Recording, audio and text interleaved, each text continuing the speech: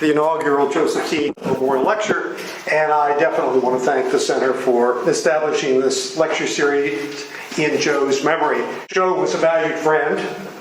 an esteemed colleague, and an incomparable scholar who was taken from our midst much earlier than he should have been. The two of us shared many memorable times together over the years. Most recently, just a year ago, at a colloquium in his honor at Harvard University, where some of his former graduate students engaged us with the kind of presentations that stimulate the mind and gladden the heart. When I recall other memorable occasions in Joe's company, I have to mention the times that we reveled together in 2001 and 2002 in the cave of various wineries around Avignon, especially the Domaine Paul Hotel and the Chateau Beaucastel, tasting marvelous bottles of Côte du Rhône and Châteauneuf-du-Pape. And 2 years ago, when we had lunch together on the banks of one of London's canals, on an exquisite early summer day. The pleasure of Joe's company stemmed not only from his obvious joie de vivre, and it was quite a joie de vivre, I can assure you, but also from the fact, as he said on several occasions, the two of us were good intellectual sparring partners because of the different perspectives we brought to our work. Those perspectives were made explicit one day over lunch at an excellent restaurant in Avignon. I think you can detect a theme here. When he asked me about my background. When I told him that I had grown up overseas and been trained initially in anthropology, he promptly explained, "Oh, now I know what you do, why you do what you do." When I asked him the same question, he replied that he had an MBA. Whereupon I responded, "Oh, and now I know why you do what you do." As Joe demonstrated time and again, a salient feature of his career was his insatiable drive to understand the origins, nature, and dynamics of the human experience with slavery. Although trained as an Africanist, Joe became increasingly interested in slavery elsewhere in the world in the course of his long and distinguished career. The last years of his life found him participating enthusiastically in conferences on slaving and slavery in some very non-African places, including the Black Sea region, East and Southeast Asia, and the Indian Ocean, a part of the globe in which I like to think I helped to interest him, given my frequent assertions that it had been proven scientifically that the Mare Indicum is indeed the center of the historical universe. Whether I actually did so, of course, ultimately is of no consequence. What is important is that Joe knew that we must not only talk about slavery as a multi-dimensional global phenomenon, but also reevaluate how we approach and conceptualize the complex human experience with chattel and related forms of bonded and coerced labor. It is with these general observations in mind that I would like to offer you some thoughts about slave, convict, and indentured labor, and the need to transcend what I have characterized on previous occasions as the, quote, tyranny of the particular, close quote, in slavery and cognate labor studies. The publication in 1969 of Philip Curtin's classic Census of the Atlantic Slave Trade inaugurated a revolution in our understanding of how and why some 12.5 million enslaved African men, women, and children were exported to the Americas between 1500 and the 1860s. Even the most cursory survey of the now massive slavery bibliography, which runs to more than 25,000 entries, that Joe began some 35 years ago, reveals that the last half-century has witnessed a dramatic explosion in our knowledge about the African diaspora to the New World and slavery in sub-Saharan Africa. This research, in turn, has spurred ever greater interest in the development of an Atlantic, quote, world, close quote, that bound Western Europe, West and West Central Africa, and the Americas together in increasingly complex social, economic, cultural, and political relationships between the 16th and 19th centuries. While there can be little doubt that this scholarship has added immeasurably to our understanding of slaving and slavery in Africa and the Americas,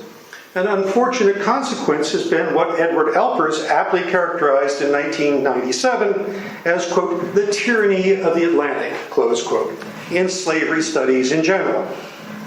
Preoccupied with reconstructing the movement and lives of the millions of men, women, and children enslaved in Africa and transported across the Atlantic, historians have often ignored slaving and slavery elsewhere, especially in the Indian Ocean world and Asia. At the heart of this Atlantic centrism is a reluctance to acknowledge a number of historical realities. That millions of men, women, and children have been held in bondage and trafficked elsewhere than Africa and the Americas since the early 16th century, and of course much before then.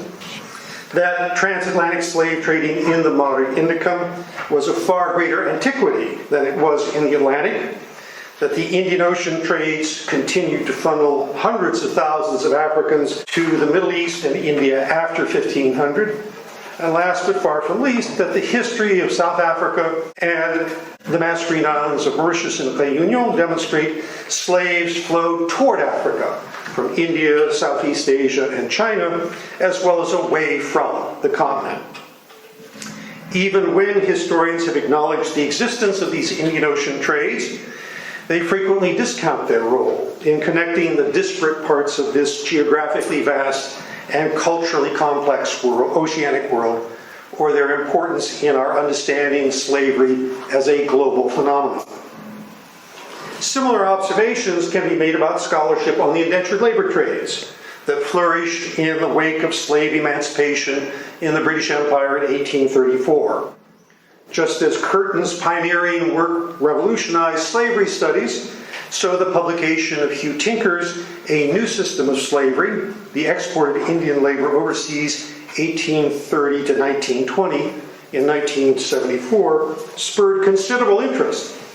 in reconstructing the lives of the more than 3.7 million Africans, Chinese, Indians, Japanese, Javanese, Melanesians, and other non-European peoples who migrated throughout and beyond the colonial plantation world between the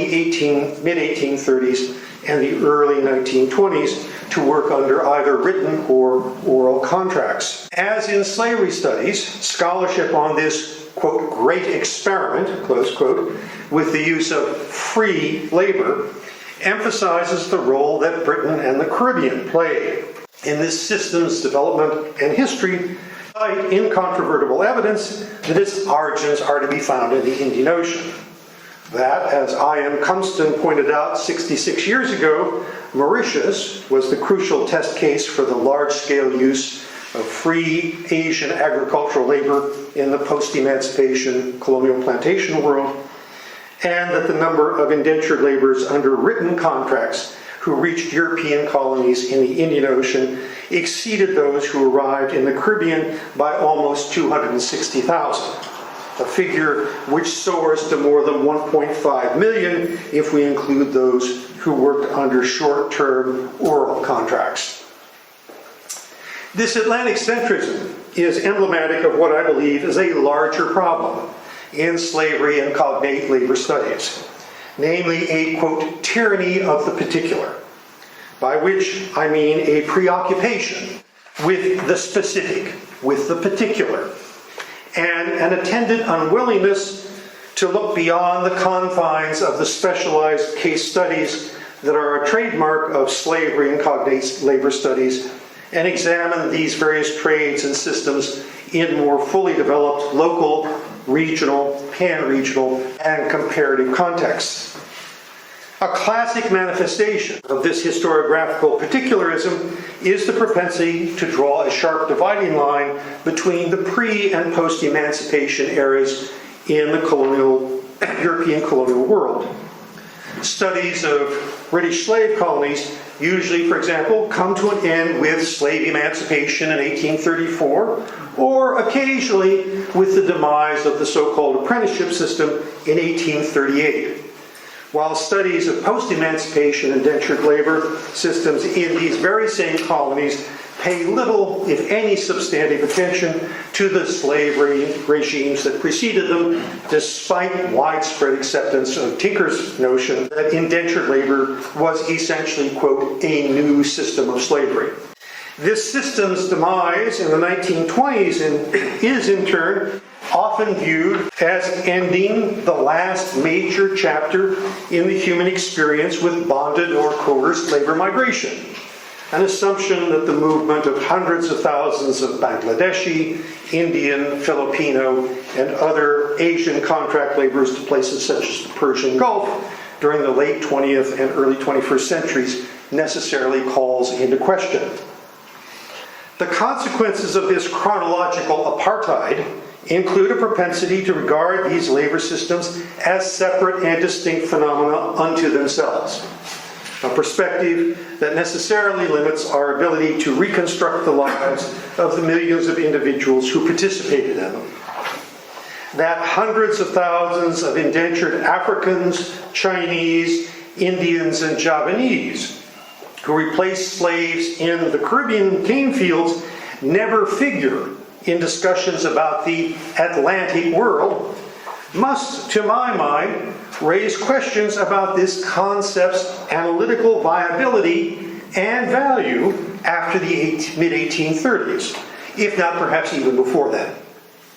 In short, did an Atlantic world that had existed for 2 centuries or more somehow cease to exist during the mid-19th century?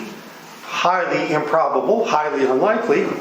Or do we need to think of it as something that was transformed in ways that we have yet to explore, much less understand? The tyranny of the particular also underpins the tendency to view the Atlantic, Indian Ocean, and Pacific worlds as self-contained units of historical analysis. There can be little doubt that viewing oceanic basins as distinctive zones of biological, cultural, and economic integration and interaction can be a valuable heuristic tool to bring large-scale historical processes into sharper relief. However, as the debates initiated by the William and Mary Quarterly's 2006 Forum on Conceptualizing the Atlantic World and reassessments of traditional approaches to transnational labor migration indicate, defining such oceanic worlds largely, if not exclusively, in geographical terms can also impede a fuller understanding of the ways in which they interacted or were connected with one another. Research by scholars such as Marcel van der Linden on the Dutch East India Company's multinational labor force, Philip J. Stern on the politics and ideology of the early British East India Company state, Carl Nightingale on the geography of color lines in Madras and New York, David Lambert and Alan Lester on the geographies of colonial philanthropy and British imperial careering, Zoe Laidlaw on transoceanic humanitarian and moral reform programs, Karen Speedy on Ray Union's role in the development of the so-called blackbird trade of Melanesians to New Caledonia and Queensland, and Laurie Wood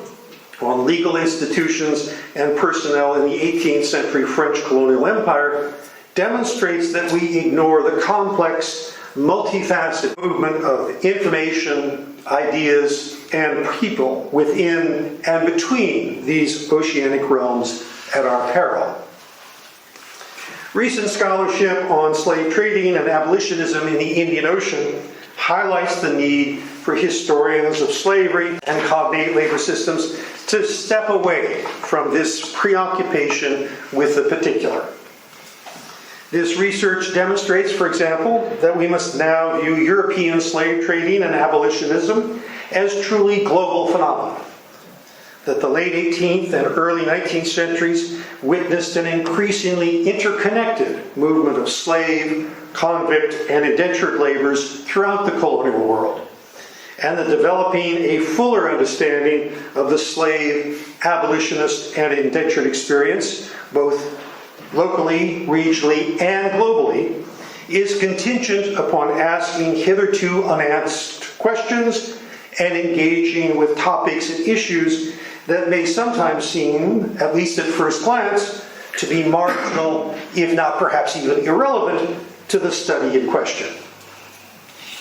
What we now know about the origins of the slaves who reached British East India Company possessions between the 1620s and the 1770s, and the French-controlled mascarenes between the 1670s and the early 1830s, leaves little doubt about the global dimensions of European slave trading. East India Company ships transported slaves from the Cape Verde Islands, West Africa's Gold Coast,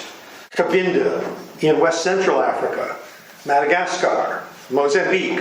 the Comoros, India's Coromandel and Malabar coasts, and the Indonesian islands of Java and Nias, throughout a far-flung commercial empire which reached from St. Helena in the South Atlantic to India and the Indonesian archipelago.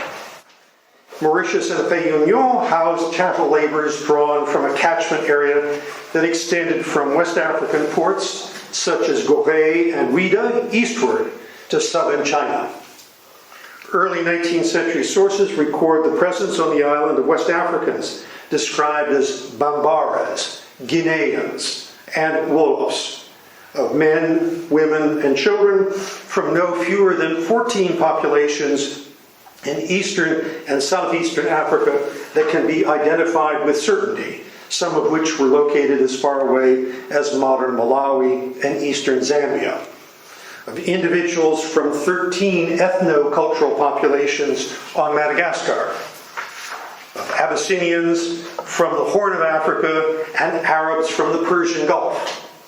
of Indians from Bengal, Goa, and the subcontinent's Tamil and Telugu-speaking populations, of Malays from the Malay Peninsula and the Indonesian islands of Bali, Makassar, Java, Nias, Sumatra, and Timor, and last but far from least, of men and women who clearly came from China. This multi-directional and pan-regional traffic consumed hundreds of thousands of souls. A review of published scholarship indicates that British, Dutch, French, Portuguese, and other Europeans exported a minimum of 450,000 to 565,000 slaves from Eastern Africa, Madagascar, India, and Southeast Asia to European administrative centers, factories, and colonies within the Indian Ocean basin between 1500 and 1850, a figure which future research will undoubtedly revise upward. Europeans also shipped hundreds of thousands of slaves from southeastern Africa and elsewhere in this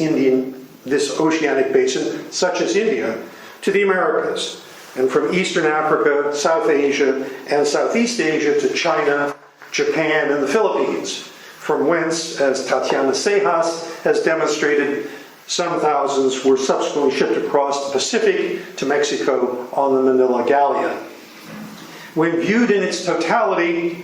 the data currently at our disposal indicate that Europeans traded a minimum of 954,000 to 1.276 million slaves within and beyond the Indian Ocean basin between 1500 and 1850, with much of this activity concentrated in the years between 1700 and 1850.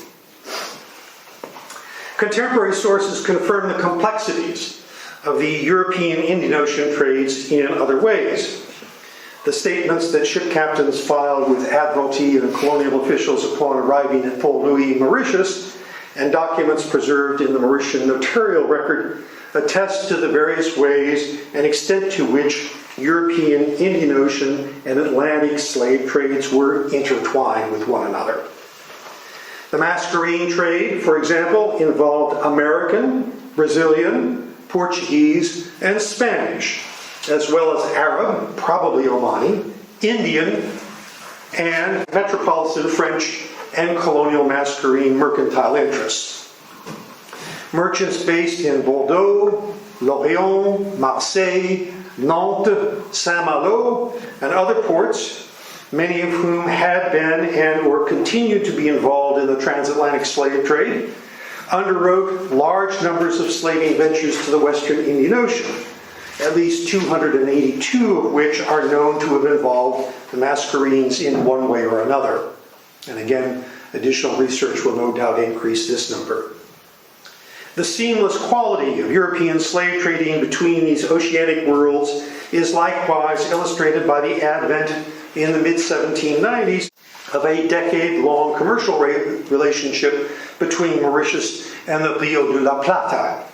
that entailed the exchange of African slaves, exotic tropical exports, and contraband merchandise secured by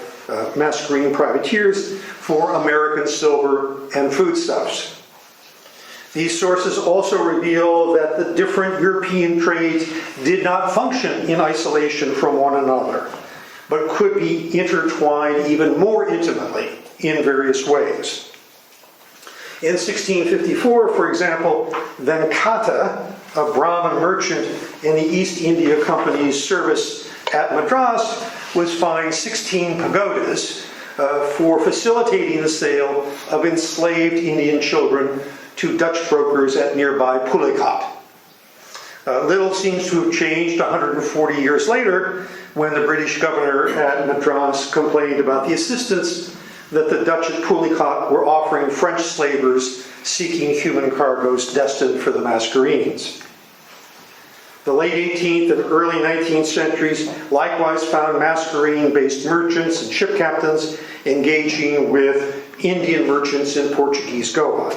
and with Gujarati merchants and Portuguese officials and merchants in Mozambique to supply the islands with African slaves. The number of slaves traded by Europeans in the Mare Indicum obviously pales in comparison to the 12 million men, women, and children exported from West and West Central Africa to the Americas between 1500 and the 1860s. These Indian Ocean trade's significance cannot be assessed, however, only in terms of the number of men, women, and children caught up in them. To do so is to ignore the larger context within which these trades occurred and of which they were an integral part, the ways in which these trades changed through time,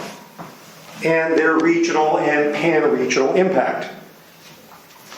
Adding the number of slaves exported to the Mascarenes to those carried away from Western Africa by French slavers, for example, increases the total volume of the French slave trade between 1640 and 1848 by 28 or 29% over current estimates of 1.25 to 1.38 million. The Mascarene trade also became increasingly important to French slaving interests during the late 18th and early 19th centuries, accounting for approximately 25% of all French exports between 1770 and 1810, and more than 40% of all such exports between 1811 and 1848. Europeans likewise accounted for an ever larger percentage of the increasing number of slave exports from Eastern Africa into the wider Indian Ocean world between the 17th and 19th centuries. British, Dutch, French, and Portuguese traders consumed somewhere between 25 and 39% of perhaps as many as 165,000 such exports during the 17th century. 37 to 52% of as many as 833,000 such exports during the 18th century, and 58 to 66% of perhaps as many as 1 million such exports between 1800 and 1873. Information on these trades' economic impact remains frustratingly sparse, but a sense of their possible importance is suggested by estimates that the Mascarene trade alone injected somewhere between 7.5 and 11 million piastres. A piastre, of course, is a Spanish dollar. Into the Western Indian Ocean economy between 1770 and the early 1830s, at least 1/3 of which was in the form of silver coin, which, as Pedro Machado has pointed out, contributed to Gujarati bankers' ability to discount the bills of exchange that were crucial to commercial activity throughout this region. The historical significance of these trades is made manifest in other ways. Although only 24,000 Indian slaves may have been exported to the Mascarenes between 1670 and the 1790s, this traffic laid the structural foundations upon which the exportation of hundreds of thousands of indentured Indian laborers during the 19th century rested. The 3,000 to 3,200 Indian laborers who reached Réunion in the late 1820s, for example, did so from the former slave trading enclaves of Pont-de-Château, Caracal, and Yanam on India's Coromandel coast. Pont-de-Château and Caracal, I should note, would also figure prominently in the migration of at least 79,000 indentured Indians to Réunion, French Guiana, Guadeloupe, and Martinique between 1849 and the mid-1880s. The existence of such links between the slave and indentured trades should, in one sense, come as no great surprise to us. French scholars have explored the ways in which the engagé system, which entailed the recruitment of some 50,000 ostensibly liberated slaves and free contractual laborers from Eastern Africa and Madagascar to work on Mayotte in the Comoros, the island of Nosy Be off Madagascar's northwest coast, and Réunion, following the abolition of slavery in the French Empire in 1848, functioned. Additional evidence of such links comes from India. In her seminal article on slavery and agricultural labor in southern India, published 52 years ago, Benedicta Hedgela argued that the recruitment of some indentured Indian laborers cannot be explained without reference to indigenous systems of slavery within India, and that a significant number of the migrant laborers who reached Ceylon between 1848 and 1873 came from amongst the ranks of South India's pradial or agricultural laborers, or slaves. Recent research supports her argument. Reports on slavery in the Madras Presidency in 1819 noted that landowners in some of the presidency's districts had a free hand in disposing of their servile dependents if they wished to do so, while Mauritian immigration registers confirm that individuals of slave caste status, usually described as either pariah or pulaya,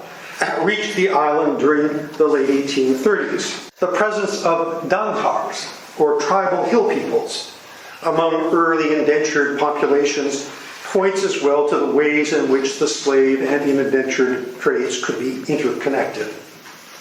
Assamese and Nepalese hill tribesmen were enslaved with some regularity in late 18th and early 19th century, a development which raises the question of whether such individuals became part of a system in which coercive labor recruitment practices were common, especially during its early years. The possible scale of this activity is suggested by the fact that approximately 1/3 of the 7,000 Indians who arrived in Mauritius during 1837-38 were identified as Danghars from Bihar's Chota Nagpur Plateau, and by assertions that tribal peoples comprised more than 13% of the 374,000 indentured Indians who reached Mauritius between 1834 and 1870. That the Chota Nagpur Plateau also supplied 250,000 of an estimated 700 to 750,000 migrant workers for Assam's tea plantations during the second half of the 19th century underlines the need to explore possible links between the slave and or indentured labor trades and the internal migrant labor networks in which in early colonial India described by scholars such as Rabi Ahuja and Ian Kerr. Recent scholarship on abolitionism in the Indian Ocean similarly highlights that students of slavery and cognate labor systems must move beyond their preoccupation with the particular. This work reveals that abolitionists clashed repeatedly with slaving interests in both the Indian Ocean and the Atlantic, and moreover, that abolitionist endeavors in the Mare Indicum often predated those in the Atlantic. The first manifestation of such activity dates to 1774, when Governor General Warren Hastings and his council issued regulations to control slave trading in Bengal on the grounds that, quote, the practice of stealing children from their parents and selling them for slaves has long prevailed in this country and has greatly increased since the establishment of the English government in it. So great was this problem, Hastings opined, that, quote, there appears no probable way of remedying this calamitous evil, but that of striking at the root of it and abolishing the right of slavery altogether, excepting such cases to which the authority of government cannot reach, close quote. With this thought in mind, Hastings and his council also mandated that henceforth, quote, the right of masters over their slaves should not extend beyond the first generation, close quote. These sentiments reappeared during the second half of the 1780s. While the reasons for this renewed company interest in abolitionism remain unclear, there can be little doubt about its historical significance. On July 22nd, 1789, 18 years before the parliamentary abolition of the British slave trade, the Calcutta Presidency banned the exportation of slaves from its territories on the grounds that this trade was contrary to, quote, the dictates of humanity, close quote. The Madras Presidency followed suit 9 months later for exactly the same reason. The same principle, this notion of acting consistent with the dictates of humanity, also prompted attacks on the institution of slavery itself, long before slave emancipation became the focal point of abolitionist agitation in the Atlantic. In March 1786, acting Governor General McPherson and his council proposed to emancipate all company slaves at Bencoolen, the company's factory on the west coast of Sumatra, and turn these new freedmen into wage laborers and independent pepper planters.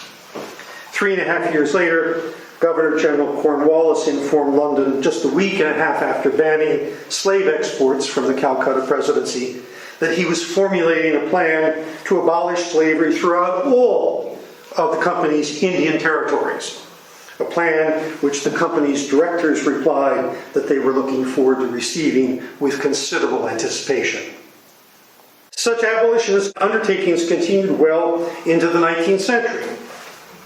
Early in 1800, the company's directors ordered the implementation of what proved to be a short-lived experiment to free company slaves on St. Helena. That same year, the government of Ceylon issued a proclamation regulating domestic slavery on the island and prohibiting slave imports and exports. In 1805, Penang's lieutenant governor proposed abolishing slavery at that settlement on the grounds that slavery was, quote, the greatest of all evils, and the attempt to regulate such an evil is in itself almost absurd, close quote. His proposal, incidentally, met with the company's approval. 8 years later, Sir Stanford Raffles recommended the immediate emancipation of all government-owned slaves on Java, following that island's capture from the Dutch. In 1816, Ceylon's governor forwarded a plan to London to declare all slave children born after the Prince Regent's birthday later that year to be free. The 18-teens and 1820s also witnessed significant attempts to suppress illegal slave trading in the Western Indian Ocean, especially to the Mascarenes. Colonial and Vice Admiralty courts in Mauritius, for example, condemned 49 captured slave ships carrying more than 3,500 men, women, and children between 1812 and 1825. The number of such adjudications exceeded those handled by the mixed or joint anti-slave trade commissions at Rio de Janeiro and Suriname between 1819 and 1845, and almost equaled the number of cases dealt with at Havana during the same period. While the question of whether these endeavors were little more than pale reflections of metropolitan interest and activities, or major developments in their own right, which shaped abolitionist thought in Britain and imperial policy and practice in the Atlantic, remains unanswered,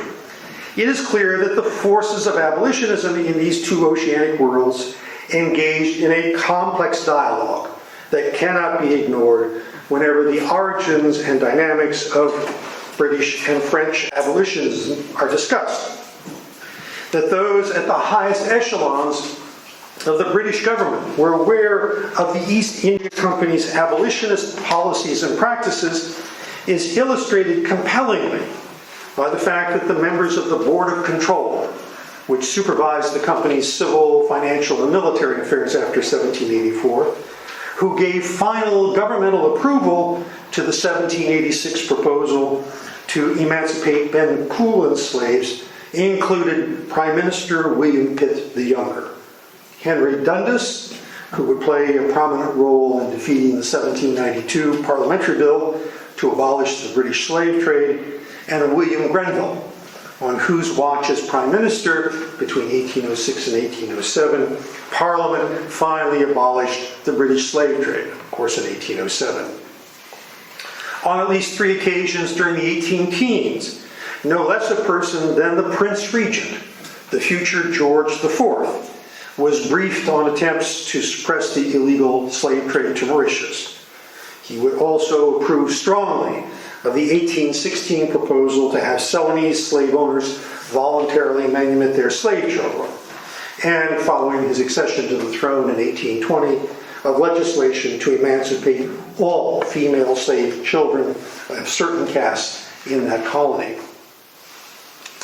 The late 18th and early 19th centuries would also find the British making increasing use of convict labor. The Dutch East India Company had pioneered the use of such labor in the Indian Ocean when it sent Ceylonese, Chinese, and Japanese prisoners to the Cape of Good Hope within several years of that colony's establishment in 1652, a practice that the company continued well into the 18th century. The British themselves were no strangers to relying upon such labor, having transported 50,000 convicts to their American colonies between 1718 and 1775. The transportation of Indian convicts to British possessions in the Indian Ocean began in 1787, the same year, coincidentally, in which the first of more than 160,000 convicts who reached Australia between 1788 and 1868 left Britain. And ultimately, some 108,000 Indian and Ceylonese convicts would reach the Andaman Islands, Bencoolen, Burma, Malacca, Mauritius, Penang, and Singapore, mostly between the late 1780s and the 1860s. Contemporary sources reveal the various ways in which this migrant labor system was bound up with slavery, abolitionism, and indentured labor. By the fact that the very first Indian convicts to reach Bencoolen did so just a year after the 1786 proposal to emancipate the settlement's slaves. By a British district official in Bengal, arguing in 1798 that sending Indian convicts to Trinidad could help to undermine the transatlantic slave trade to that island by creating an independent class of husbandmen. By Mauritian Governor Robert Farquhar's report that Indian convict labor had benefited both the island slaves and planters, and that local marronage tax revenues were being used to cover the cost of feeding, lodging, and guarding these convicts. And by Claire Anderson's perceptive and compelling analysis of the similar ways in which British colonial officials thought about and processed Indian convicts and indentured laborers during the early 19th century. To argue that historians of slavery and indentured and convict labor must shake off the tyranny of the particular is, in certain respects, to challenge decades of accepted historical practice and wisdom. At a minimum, to do so is to invite contentious debate with those committed to viewing the human experience with coerced and bonded labor through specific sets of lenses. Evidence of such commitments is not hard to find. The argument that American-derived definitions of slave status are unsuitable to understanding slavery in sub-Saharan Africa, the Indian Ocean, and Asia, for example, elicited an impassioned rejection of any such notion from many of the African and other historians who attended the 2008 conference in Zanzibar on the Indian Ocean world as a cultural continuum. Similar observations can be made about indentured labor studies, where the Tinkerian paradigm's dominance manifests itself in the historiographical obsession, and I do believe it is an obsession, with labor recruitment, control, resistance, and accommodation, to the exclusion of other equally, if not ultimately more important, aspects of indentured workers' lives and history. As I tell my undergraduate students at some point every semester, if we are honest with ourselves, we will admit that we would prefer to lead lives that are relatively simple and straightforward, if not predictable. Many people are accordingly hesitant to engage with the messiness that invariably accompanies complexity. We historians are, in our own way, not all that much different. Our emphasis on establishing more or less clearly delineated geographical, chronological, topical, and conceptual parameters to the research projects which are the lifeblood of what we do, first as graduate students, and then as academics rushing to publish the articles, monographs, and edited collections that are the stuff of job offers, tenure, and promotion, suggest that we too are often hesitant to delve as fully as we might into the complexities of the human experience, especially the highly emotive and often problematic experience with slavery and cognate forms of labor. The question before us then is, what can we do to expand our knowledge and understanding of the global slaveries and associated labor systems that engross our interest? Let me suggest that there are at least two ways we can do so. The first is to pay careful attention to what our sources have to tell us, and to be prepared to follow the paths that they may unexpectedly reveal to us. In my own case,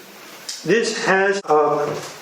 led to an emphasis that we must pay due attention to the role that children played in shaping abolitionist discourse, policy, and practices. They're left out of the equation entirely. It has also entailed exploring the East India Company's commitment to, quote, the dictates of humanity in ways that at first glance seem to have little bearing on ending the enslavement and exportation of Indian children and ultimately the institution of slavery itself. The result of this unexpected, and I should add ongoing, engagement is that I now know more about famine relief, orphanages, female lunatic asylums, native hospitals, public dispensaries, and smallpox vaccination than I ever imagined I would,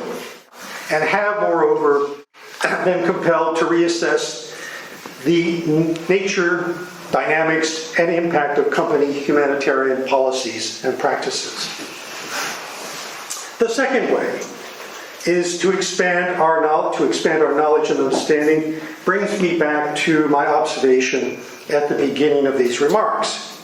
that the last 5 decades have witnessed a revolution in slavery and cognate labor studies, a revolution that has created a massive body of scholarship that, at least to my mind, often remains underutilized. There are relatively few aspects of the slave, convict, and indentured experience in some part of the world that someone hasn't already written something about somewhere. A historiographical reality which mandates that we must set about the business of more consciously contextualizing our research as fully as possible, locally, regionally, pan-regionally, and comparatively. I appreciate the difficulties of doing so, especially attempting to put our work in broader comparative contexts. But 45 years as an Indian Oceanist convinces me that the future of slave and cognate labor studies in an ever increasingly globalized world will ultimately depend on our ability to explain convincingly to people, be they university administrators, politicians, business leaders, and the average man and woman in the street, why they should be interested in what we do and why what we do is important. It is with that thought in mind that I hope you will join me when, after a hard day of frolicking at the archives, I return home, assume the lotus position favored by practitioners of historical yoga, and begin to intone that most sublime of all mantras, contextualization. Contextualization. Contextualization. Thank you very much.